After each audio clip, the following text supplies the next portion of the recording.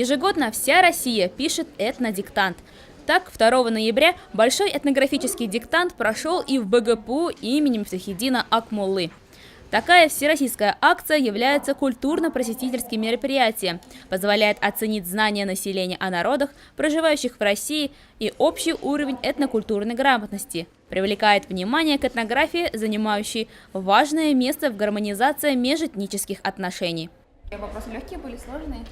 Вопросы были нормальные, то есть при нормальной эрудированности ответить в принципе возможно. В России этнографический диктант проводится уже в 3-й раз. В прошлом году диктант написали 367 тысяч человек на 2600 площадках в России и за рубежом. А в этом году площадок было почти в 2 раза больше. Для тех, кто по каким-либо причинам не смог проверить свои знания на региональных площадках, было организовано онлайн-тестирование на официальном сайте. Диктант написали на всех континентах в 35 странах, в том числе на МКС и Антарктиде.